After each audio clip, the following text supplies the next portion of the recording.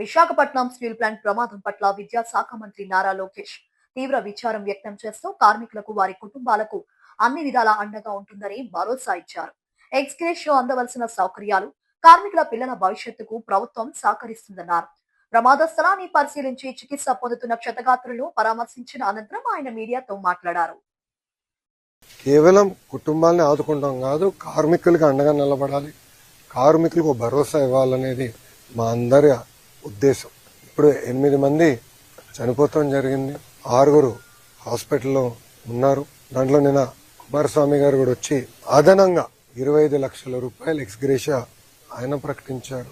ఎప్పుడు లేని విధంగా కాంట్రాక్ట్ అయినా ఫుల్ టైం ఎంప్లాయీస్ అయినా వాళ్ళ ఇంట్లో పిల్లలు చదువుకున్న పిల్లలుంటే వాళ్ళకి పర్మనెంట్ ఉద్యోగం ఇస్తామని ఆయన హామీ ఇచ్చారు. వాళ్ళు నివసించాలనుకుంటే ప్లాంట్ లోనే ఇల్లు ఉండేదాన్ని కూడా ఆయన ఇస్తా అన్నారు. ఇంతేకాకుండా పర్మనెంట్ ఎంప్లాయీస్ కి చాలా స్పష్టంగా ఇంత రావాలనేది ఉంది నిబంధనలు, అది కూడా మేము రివ్యూ చేస్తున్నాం. దాంతో పాటు కాంట్రాక్ట్ ఎంప్లాయీస్ కూడా ఇంత ఇవ్వాలి, యాక్సిడెంట్ జరిగితే ఇంత ఇవ్వాలని చాలా స్పష్టంగా Visakha steel plant rule book లో ఉండడం జరిగింది.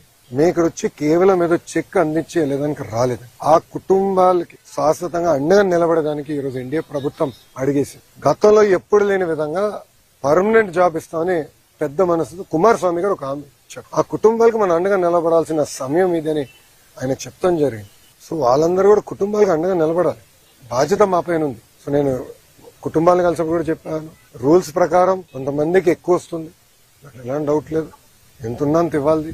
ఆల్రెడీ సీఎండీ గారు స్పష్టంగా చెప్పారు. నిన్న కుమారస్వామి గారు ఇచ్చిన ఆదేశాల మేరకు ఈ రోజు డేట్ మారే లోపల 25 లక్షల రూపాయలు ఫస్ట్ విడత కింద 8 మంది వాళ్ళ అకౌంట్ లో డబ్బులు వేస్తూ జరుగుతుంది. దాని తర్వాత రావాల్సిన ఎక్స్గ్రేషియా, పిఎఫ్ అకౌంట్ నుంచి రావాల్సిన డబ్బులు, స్టీల్ ప్లాంట్ ఇవ్వాల్సిందంతా కూడా మేము మొత్తం క్యాలిక్యులేట్ చేసి ఆ కుటుంబాల అకౌంట్ లో వేసే బాధ్యత ప్రభుత్వం తీసుకుంటుంది.